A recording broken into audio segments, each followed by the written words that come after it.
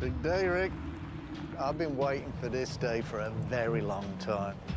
Marty Lagina and Craig Tester became prominent figures in the reality television universe when they became associated with the TV show The Curse of Oak Island, the two treasure hunters searching for the fabled treasures dating back to the 16th century. Aside from investing in their expensive hobby of treasure hunting, Marty and Craig are engineers and entrepreneurs by profession, and had successful businesses to keep their families in a very comfortable lifestyle. History Channel found a gold mine when it launched the reality TV show The Curse of Oak Island, which chronicled the Lagina brothers, Marty and Rick, along with partners such as Craig Tester and a team of experts as they searched for the legendary treasure that was believed to be buried somewhere in the island. Some even theorized that it might be home to the Holy Grail, the Ark of the Covenant, or pirate treasure. The TV series was launched in 2014, and for several years, millions of viewers followed the adventure of these determined treasure hunters as they did everything they could with the help of science and history to unravel the historical past.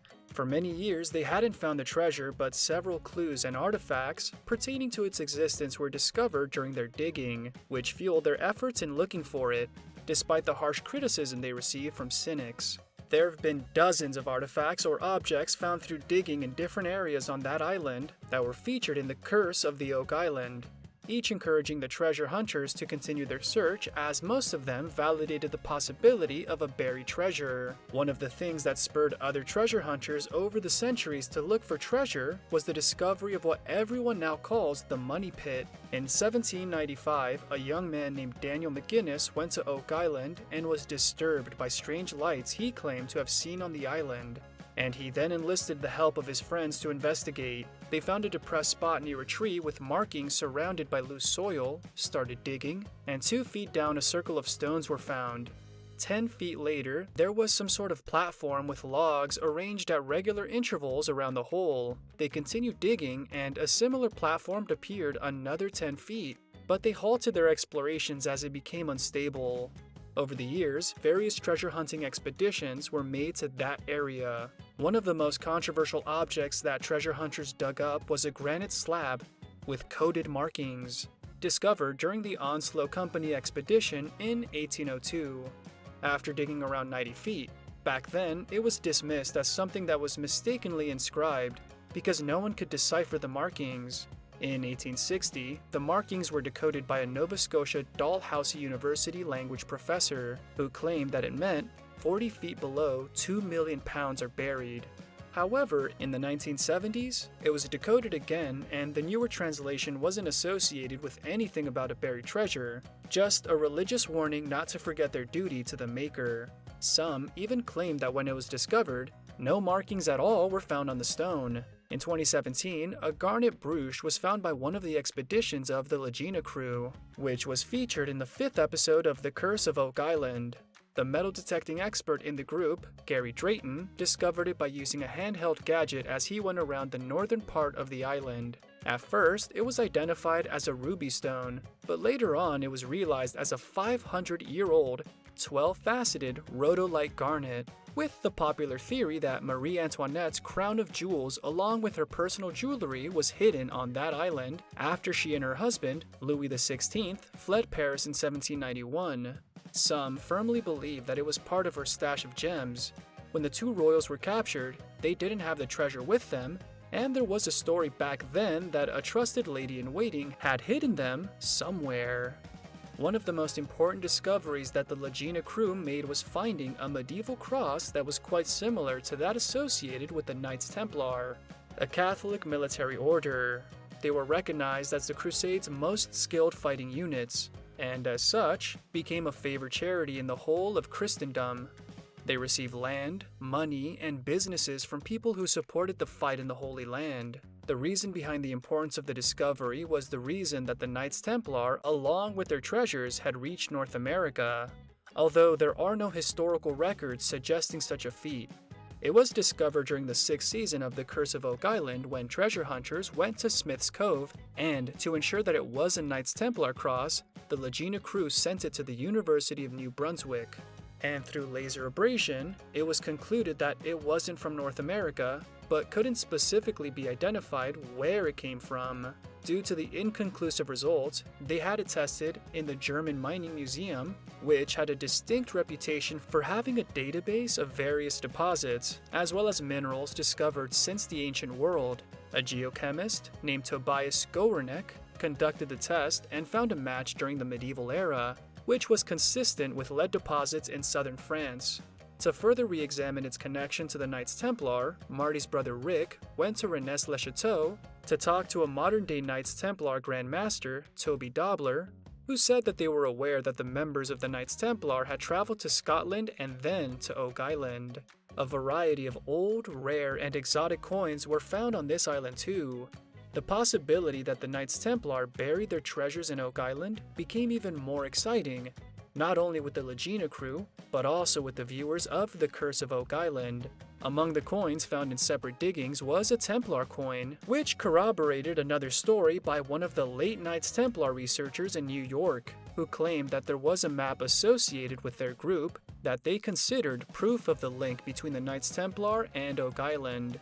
Some 17th century coins were also unearthed, including King George coins, which proved that some inhabitants of the island were from the UK. Another rare coin was also found that caught the interest of the coin experts, as it had a square hole in the middle. They said it wasn't European because of its unusual design, but probably came from somewhere exotic in the 16th or 17th century. It gave the possibility to another theory, that a famous pirate buried his loot on the island to escape detection from the authorities. The treasure hunters in The Curse of Oak Island generated much interest from viewers, as they never gave up searching for the buried treasure.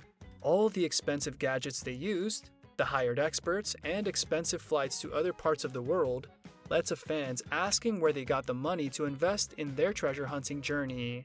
Get to know Marty Lagina and Craig Tester before they became involved in the show. Marty Lagina was a native of Kingsford, Michigan, born on the 26th of August 1955 to parents George Jacob Lagina and Anna Cavallari, who initially lived in Iron Mountain, Michigan. Marty, with his 3 siblings, was raised in a comfortable household. Their father was an Army veteran who served during World War II and later earned a bachelor's degree in accounting. After working 30 years as a partner at W.B. Thompson Company, he devoted much time to his church, his chosen advocacy, and then golf during his retirement. Marty's mother was an avid painter who worked for Lakeshore Engineering and VA Hospital before she chose to focus her time on her children. Marty matriculated from Kingsford High School in 1973, then, in 1977, graduated with honors with a bachelor's degree in mechanical engineering from Michigan Technological University, and earned a Juris Doctorate with honors from the University of Michigan in 1982. After graduation, he worked for a few years for the American oil and chemical company Amoco Corporation, formerly Standard Oil Company of Indiana, as a petroleum engineer. He later went solo and became an independent consultant engineer with various oil corporations while studying law, saying, "I was a law student putting together oil deals, working out of a tiny room the size of a small walk-in closet." That showed his determination in learning about possible oil well explorations. He is both a registered professional engineer and a state bar member in Michigan. There were no reports that he's given up on his bachelor status or has any kids. Craig Tester was quite a private person. Despite his participation in the reality TV show, and it wasn't a surprise to find a few websites about him with conflicting data on his birth date and birthplace. Some stated that he was born in January 1961, others in February 1961. Details about his birthplace were sketchy too, but he had long resided in Traverse, Michigan with his wife Rebecca Pauline Tester. The couple had 3 children listed in their bios, but only had 1 child together. Drake Maxwell Tester, who died at the age of 16 in 2017 due to a seizure disorder. The other 2, Madeline and Jack Begley, were Rebecca's children from her previous marriage. While Craig lived most of his life in his Michigan mansion, it was reported that he put it up for sale recently.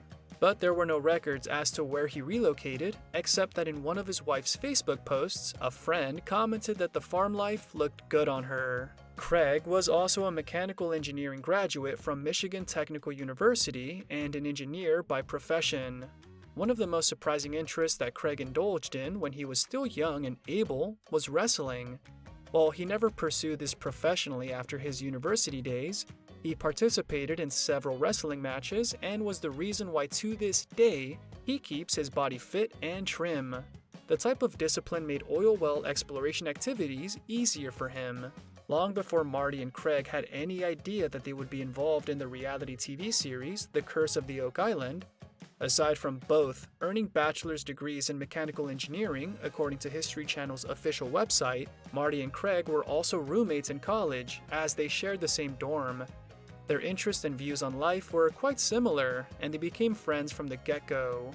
People who personally knew Marty and Craig weren't surprised that the two successful engineers pooled their resources and found a few companies together. In 1984, after Marty earned his Juris Doctorate, he and Craig found the natural gas exploration company Terra Energy Ltd., which pioneered not only gas exploration, but also the development of the Antrim shale natural gas industry in Michigan. Their skills made Terra one of the most successful companies in the energy industry as it developed more than $3 billion worth of not only natural gas, but also oil resources, becoming Michigan's largest gas wells operator in the 1990s. They sold the company in 1995 while at its peak to CMS Energy for close to $60 million. Marty, at the age of 40, focused on a different path, and Craig, who was about 5 years younger, went along with him. They founded Heritage Sustainable Energy in 2004, wanting to provide all U.S. states with renewable energy through a series of wind and solar projects. Their goal was to install equipment with enough capacity to power close to 60,000 homes annually with clean and homegrown energy. According to the company's official website, Heritage already installed and operated wind and solar equipment, providing 200 million watts to homes and hundreds more to homes with hundreds more to follow in their current projects. Aside from being the founder of the business, Marty served as the chief executive and the majority owner, while Craig worked as the vice president as well as the manager of the Rock Management Group. One of the reasons why the esteemed treasure hunters continued to have access to Oak Island was that they owned around 78% of the land, due to which they could provide official tours for fans and tourists. Marty and Craig, along with other investors, teamed up to establish Oak Island Tours Incorporated. Due to the popularity of the fabled treasure and the legendary curse surrounding it, the island already attracted many tourists, even before the reality TV show was even created. However, having the stars of the TV series as owners of the tour company made it even more special for the tourists. They were guaranteed to be shown around the island by highly knowledgeable tourist guides, such as TV production consultant Charles Barkhouse and history researcher Lisa Moore. The reality TV show was the most popular of Marty and Craig's business ventures. While the face of the successful series was Marty and his brother Rick, Craig was one of its producers. He also made appearances in the show as he was very serious about digging up the treasure. The Lagina brothers' interest in the buried treasure in Oak Island started when they were young, started when they were kids, after they read an article about it in an old edition of Reader's Digest. Through the years, it became a favorite family dinner topic and later an obsession. When they reached the age of 40 and had successful careers, they focused on pursuing their childhood dream. With the help of partners and friends, including Craig, they bought a huge part of the private island to ensure that they wouldn't have any problems with exploratory digging. Discovery Channel heard of it and offered to document their adventure. In November 2022, it started airing the 10th season of the series. Both Marty and Craig belong to the Millionaires Club. According to authoritative sources, Marty has an estimated net worth of $100 million as of January 2023, and Craig Tester, $5 million.